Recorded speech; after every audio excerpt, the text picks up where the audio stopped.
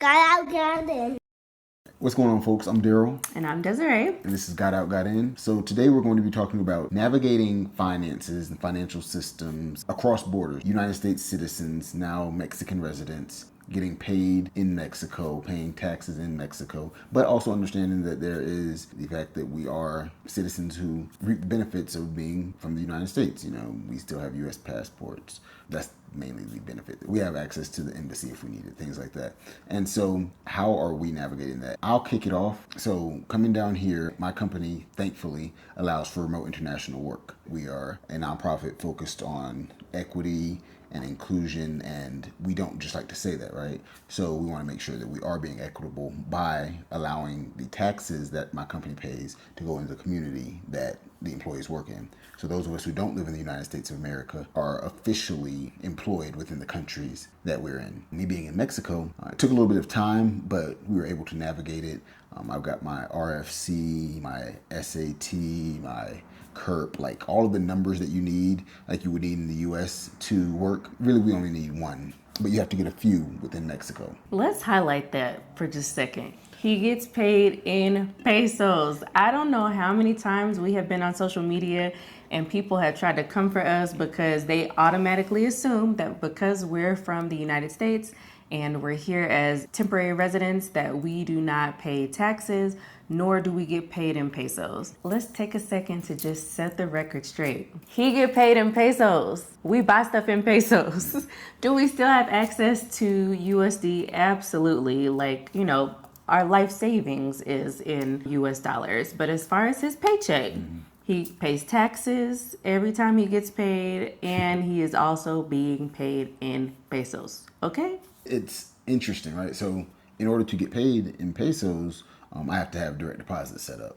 So I had to go and get a bank account.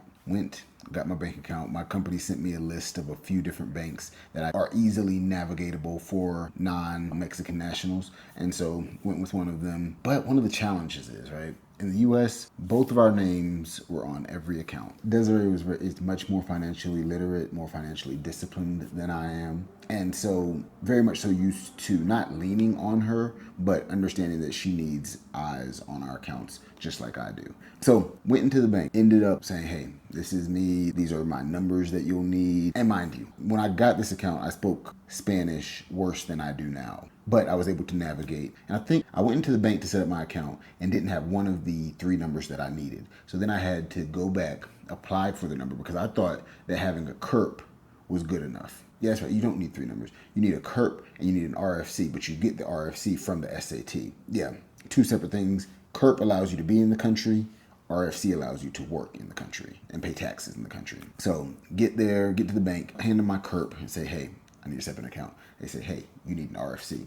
So went and got that. And then I said, hey, I want to put my wife on the account as well. Well, they're like, yeah, we can't do that. And I'm thinking there's a translation issue, but I'm tired. It took forever to set up the account. When I tell y'all I went in there, I had to go for of course, the second time.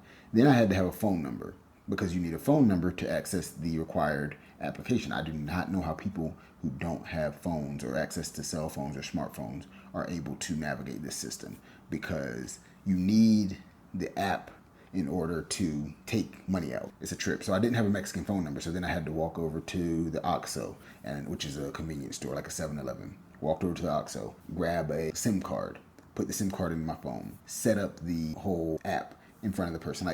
It is a very, very secure system. The app is great. You cannot access the app if someone is looking over your shoulders. So somehow, which the US figured this out, if you're in a major city, especially like Mexico City, let's say I'm on the subway checking my bank account, and Desiree just decides to look over my shoulder. It sees that there's somebody looking over my shoulder, blanks the screen out. So these kind of things are pretty cool, but that's one of the biggest things is getting a bank account and then knowing that she doesn't have access to it. That's a little challenging. Now there are ways around it that I can make sure she can take money out if need be. She can give me a call, I can give her a code, this, that, and the other. But it does make things a little more complicated when she has to come to me almost every time she needs to get cash out. Like, that's not how we've ever operated. We're very big on equity and being equitable between the two of us. But then I asked a friend who is also Latino, I was like, hey, Are y'all having these issues with like can you put your wife on the account too? Because I'm thinking that I made a mistake in speaking. He was like, nah, I'm not able to either. It's just for the person who is bringing the money into that account. For her to get an account, she would have to be working for a Mexican company, but getting paid in pesos as well. Like Daryl said earlier, the company that he works for gave him a few recommendations on banks to choose from. Are there any banks that you think that would be easier for a foreigner to navigate in your experience? So the suggestions my company gave me were BBVA, Scotiabank, Banorte, I'm forgetting the other one, but the ones that move across Mexico, as well as some of them have branches outside of Mexico, so they'll have them in Europe as well. I think Scotiabank, for one, has branches outside of Mexico. There's unfortunately not a bank in Mexico that has a branch in the US. And so that's a little challenging because that's the first thing I was looking for was how can I easily move money from point A to point B without an issue. And that's just not something that we're able to through one bank. So if you're looking for a bank, definitely some things to consider might be, you know, the accessibility. So are you in a neighborhood where they have branches, you know, within a short walking distance from where you live? Do they have ATM machines, you know, within a short walking distance of where you live, that sort of thing? Because it feels like Daryl said, I don't have an account personally, so I don't do any business or dealings with the banks. So tell them about your experience when you go to the bank, like if you have to make a withdrawal or something like that. From my understanding, it feels like it always takes him a day and a half to do one thing. So it seems like banks operate a little bit differently from living in the U.S. to living in Mexico. You got to have your patience hat on. Yeah, tell them about your experience in just doing regular transactions. It's gotten better, but that's because I understand. It's like going to lunch here. You got to know when rush hour is. You got to know when it's going to be the busiest. So I don't go to the bank in the middle of the day anymore because it's hectic and you're waiting. I mean, this is the largest city in North America. So you've got a population of upwards of 20 million people moving in and out of spaces at any given time. And so being able to time your bank trips right is key because Desiree said it would take like a day and a half for me to get stuff done. And she's not wrong. There were times where I'd go into the bank, go ahead, check in, because you have to check in at a kiosk. So you swipe your card, you press what you're in there for. You know, do you need to open an account? Do you need to get a line of credit? Do you need to withdraw money? Like, there are about 8 options on the screen. So go in there, put your card in the kiosk, or you swipe it. You take a number, you go sit down. There are anywhere from 3 to 10 tellers, depending on which branch you're in, and you could be waiting for quite some time. Now, my way around that is I go on Saturday mornings now. If we need to get cash out, if I know let's say I'm going out of town for a work trip, I make sure that there's enough cash just to handle, you know, groceries and things like that. But I will go to the bank and I'll be there. They open it at 9 o'clock in the morning. I am there at 8:45. I go in there. I'm one of the first few people. Go in there, tell them what I need. This is basic language that I've developed because I do this regularly enough. You know, I didn't used to know how to say I need to make a withdrawal or anything like that. But now that I understand, I'm able to navigate it much more quickly. I think that that's made my process a lot easier, is learning the basic language I need to complete transactions. 1, 2, learn how to turn down credit cards, and 3, get there at the right time of day. They offer me a credit card every time I come in, and I'm like, no, thank you. I've got a card that works on both sides of the border. So now that we've talked about his experience with banking, let's talk about some of the gripes that we have with banking here. And not to say that these things are wrong, it's just stuff that we've kind of had to get used to. So one of them, like he said, is getting used to the fact that I am not on the account. I am the person who really manages every cent in our account. I am making sure that, you know, we have enough money to cover whatever bills are coming out that week and things like that. So it is imperative that I know how much money is in our Mexican account so that if we do need to transfer money to our US account, we're good on that front. But like he said, I can't be a registered user on his account, so everything is in his name. You might be wondering, why don't you just use his login information? Well, I've tried that, but if we both have the apps on our phones, if I get into it, Daryl can't get into it. So I think one time we tried it and it kicked him out. So then it was just like, okay, forget it. I'll just log out on my phone so that you can. It was a whole thing.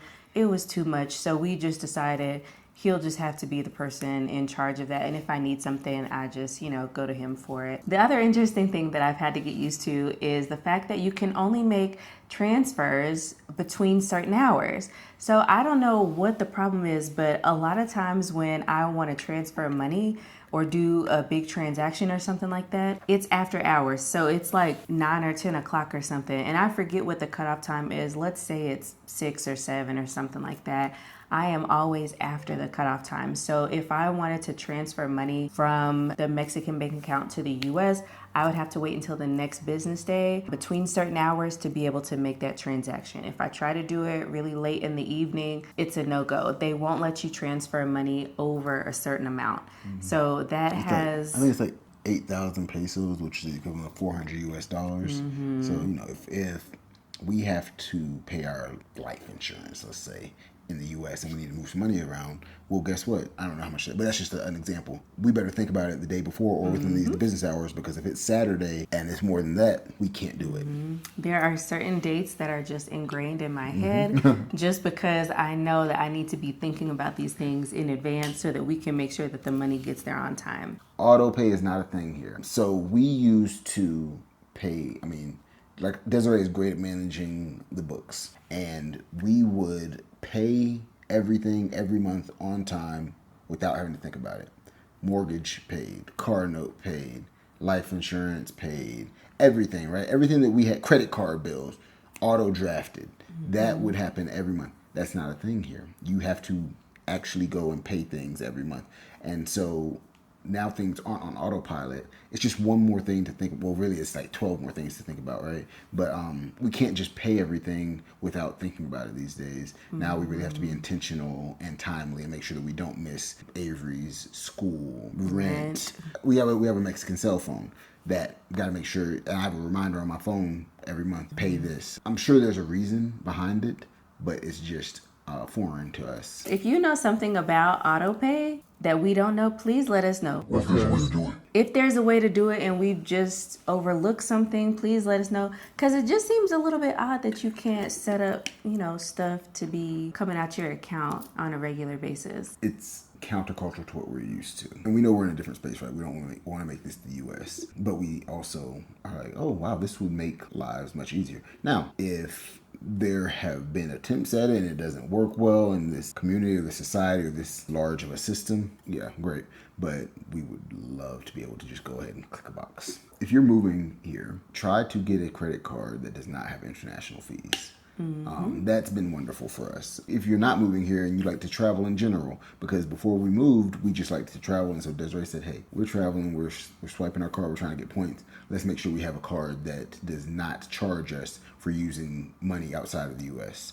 And so when we, while we do shop in pesos here, like she has us on a budget, we pay cash for almost everything. But when we do need our credit card, we know we're not going to get hit with a 2% fee every time we swipe, because that's not fun. Nobody wants to do that. The thing is, credit cards, if you don't know, you get the fee and then the charge. So it's like you get a 2% fee and 45 cents every time you swipe. And so now that's starting to add up. And 45 cents might not be much to y'all, but I want to keep all my coins. Every single last one of them. So in terms of budgeting here in Mexico, like Daryl said, this is a very cash-based society. Now, granted, a lot of businesses, they do take cards. Even I've seen people at the mercados, they have the little terminals where that you can swipe your card or whatever, but I'm sure many of them do prefer to just operate with cash. So we try to have cash as much as possible. For us, that's money for groceries, money for household, and then money for Costco. Because we all know you gotta have a little budget, gotta have a little money set aside for Costco. And it's not fair to reach into your grocery budget for Costco because obviously those things are gonna cost a little bit more. But anyway, for us, what we've been doing personally, and now we are a family of 3, so what works for us might not work for you. Maybe you need to flex a little bit. But we spend, was it $1,200 every week on groceries? $1,200 on groceries. That is pesos, the budget. Not dollars. Yes, 1,200 pesos per week on groceries. So that's about $60. And then for our household budget, which would be things like toilet paper, soap, things of that nature, we spend, is it 50? No, 1,000. 1,000? 1,000 pesos. So $50. We have this budget and it's working for us. There is some flex in there, right? So if we go under on household supplies this week, then we know that we have a little bit more. So, you all know this. Cushion. Yeah, Desiree and our son are vegan. And so we don't usually buy meat on the front end of the week. But if there's some cushion on the back end and I say, hey, we got another 250 pesos in the household budget, I want a steak, I will go and get a steak. And then for Costco, we spend around $100 a month on Costco. So that's 2,000 pesos. 2,000 pesos comes out every month, and I get that at the beginning of the month. Yeah. And also, the cool thing about Costco and using cash is you get a discount on most goods there if you're buying in efectivo and cash. So if you're swiping any card other than the Costco card and cash are the only ones that you get a discount with. Otherwise, you're going to pay, it's not a ton more, but it's pesos more that you could be saving. And when you're talking about a Costco trip, well, you could be getting a whole nother product because you paid in cash as opposed to card. Every penny counts. Every peso counts. So yeah, that is our budget, and that's what we do every week. We have a little organizer where we keep all of our money so that we both, have access to it. So it doesn't matter who's going to the store. We take that with us and we just deduct from there. So sometimes we go over a little bit, but luckily because we have that household budget and obviously every week you're not going to need toilet paper or soap, we are able to pull from that, and that has been working for us. So we've been able to kind of keep ourselves on track because everybody knows that when you're operating in cash, you're definitely going to spend less than when you're just swiping for everything. So that has definitely been helpful in trying to keep things at a good place for us. One last tip, if you're moving here, because it's such a cash-based society, in the U.S., people will drop a penny, they drop a dime, they won't pick it up, won't think about it. Here, like we just said, every peso counts.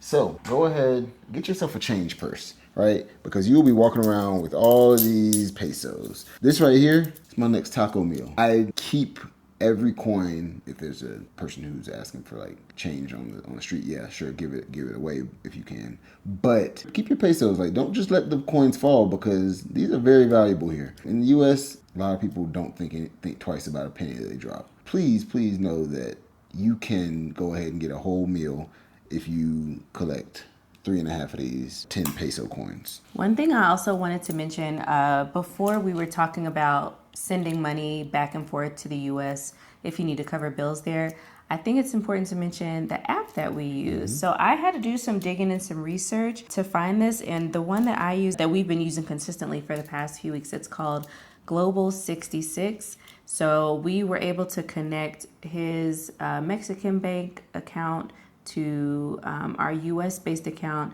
so that we're able to just transfer money. There is a small fee. I don't know what it is. It's negligible, so I'm not exactly sure what it is, but I'm sure it's like a percentage of however much you're sending, just like a lot of these apps work. So if you are looking for a way to easily transfer money, I would definitely recommend Global 66. In addition to that, what's cool about it is your money is probably going to be there within the next 24 hours. So it works pretty quickly. So if you're in a bind, then you can send your money without having to worry about it taking too long. And the other way around, which one do you use? Use another app for sending money from the U.S.